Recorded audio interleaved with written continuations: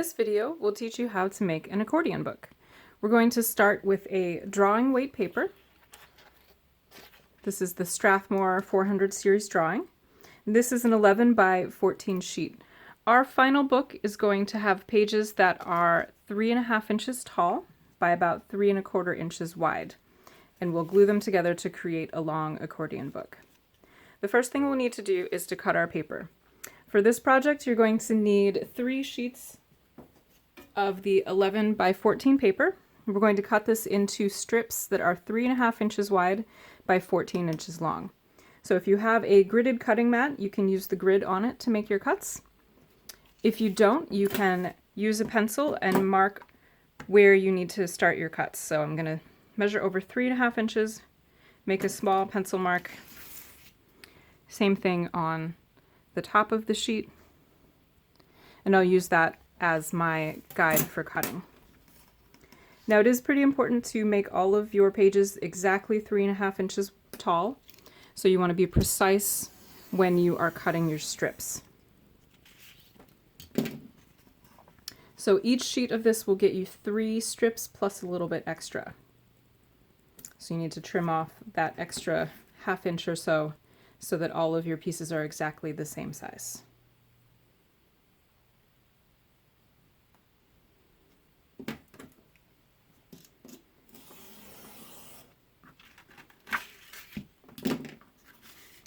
Also a good idea to make sure that your knife is sharp. A dull knife will tend to tear the paper, and you want to start with the best possible edges on your paper that you can.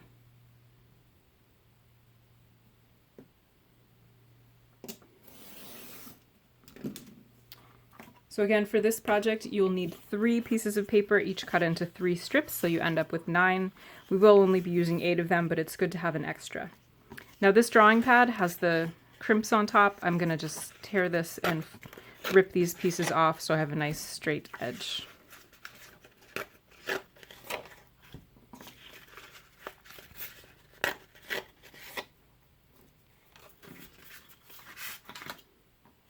Now for this project, we're going to be making our pages easy to fold.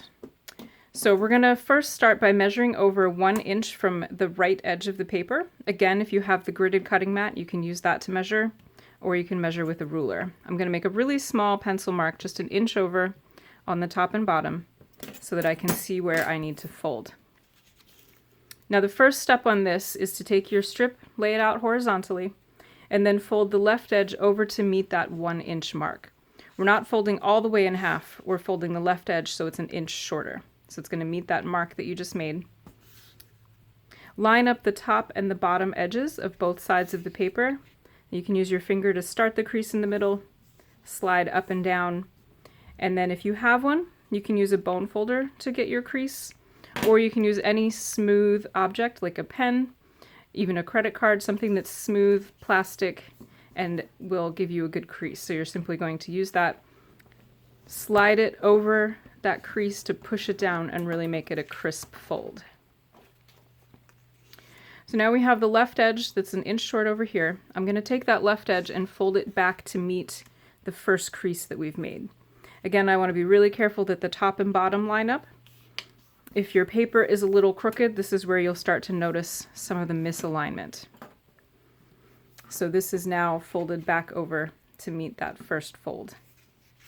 Now I want to take this in my hands and just fold it down exactly where that other fold is.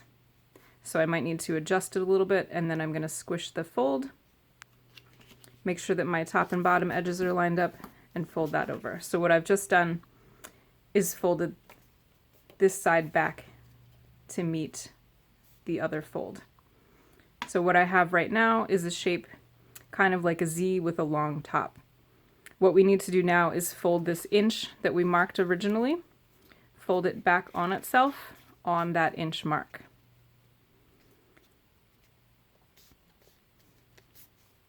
And again, use your pen or your bone folder to make a crease. So this is the shape that you should end up with. It's like an M with a little extra bit. And you want your folds to alternate. You don't want to have them all folding the same way. So I'll fold that again so you can see. Again, I'm going to start by making a mark an inch in from the right-hand side.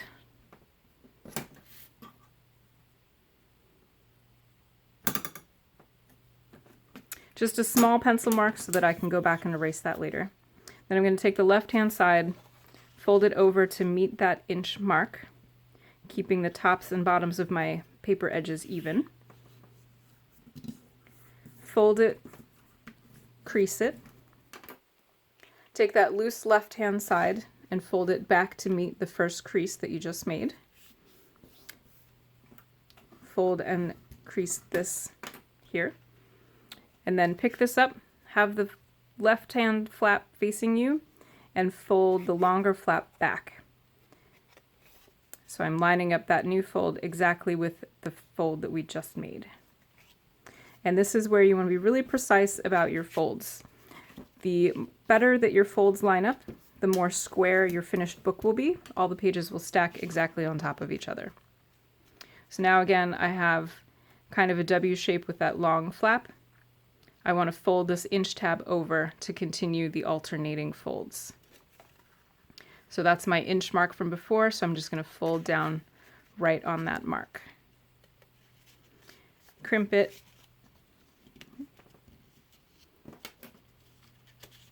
And then crease the fold. So I should end up with the W or an M shape with a little extra tab on one end. You want to fold 8 of these. These will be put together to make your final book. So once you have your 8 folded pieces, you're going to need a glue stick and some scrap paper, some newsprint, wax paper, anything that can get glue on it and doesn't matter if it gets messy. We're going to start assembling this. So the way that you want to assemble these is to have them all arranged the same way. So if I look at this shape right now, it's a W with a tab pointing down. So my next sheet is going to line up into this tab with the first part of the W, and this is where we'll be putting our glue. So to start, I can kind of open this back up. I want the tab part on my scrap paper here. And I'm going to apply glue to only this tab.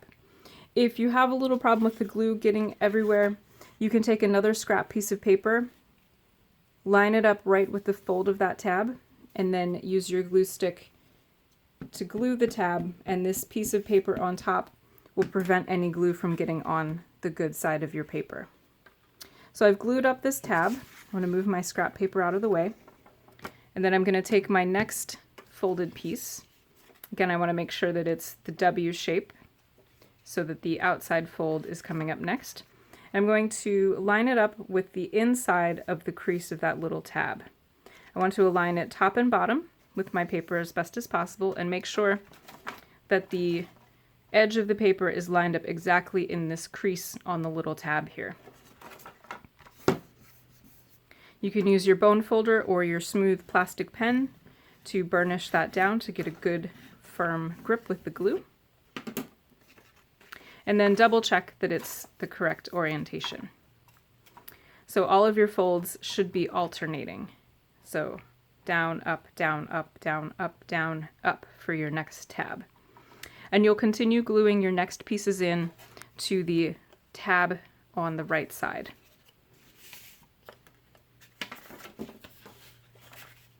And I'm using this scrap paper to protect the good side of my paper, gluing up just the tab. I want to make sure the glue goes all over this tab, really get the edges and the corners. Move the scrap paper out of the way.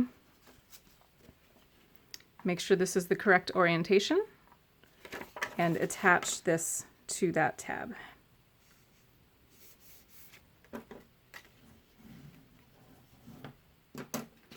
And it's a good idea just to keep checking as you go along that everything is getting glued in the correct order.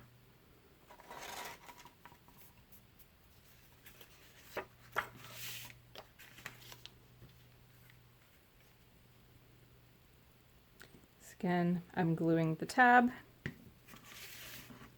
and attaching my next set of pages in here.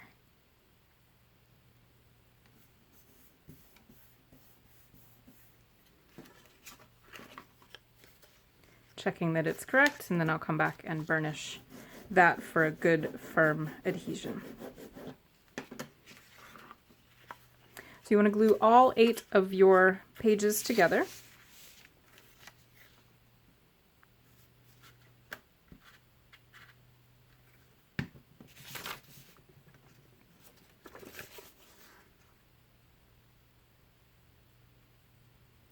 Really make sure that everything gets aligned straight and square with the top and bottom edges even, and this edge of the paper lining up exactly in that crease of the tab. The more precise you are with this step, the more aligned your final book will be.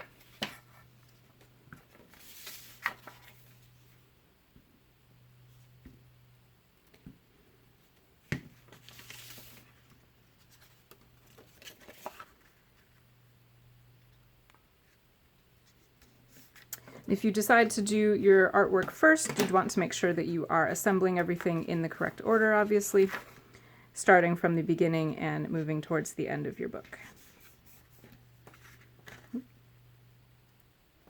And I want to make sure that gets right in the crease.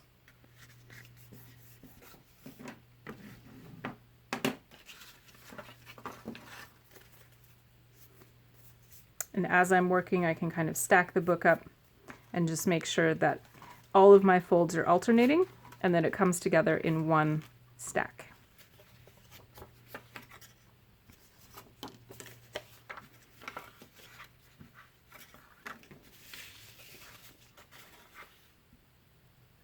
Now you can make this style of book in any size. I would leave a tab that's about 1 inch long to assemble your book with, but you could make your pages wider or taller depending on the size of the paper that you're starting with. This is a good size to go with the 11 by 14 drawing paper that we have.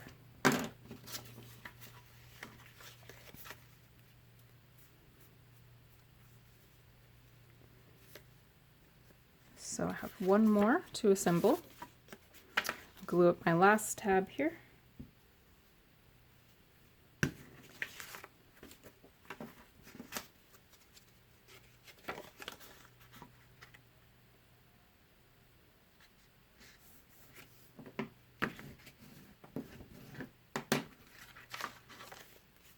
So what I should be left with is a book that all the pages are stacked nice on top of each other and that spreads out fully like an accordion. Now for this one, we're going to take this last tab here and trim this off. This is going to become our back cover. So you can trim off this right on the fold where that tab was. And we'll make a reinforced front and back cover with our first 2 panels here. So whichever side is going to be the inside of your book, you want to flip it over. So this is the back of my book. You can see this is a glued tab. I can see the edge of the paper here.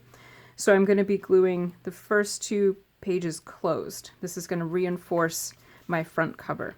So with the glue stick, I'm going to glue up this entire panel, making sure that I get the edges and the corners really well. And then simply fold it over on itself in the direction of the fold.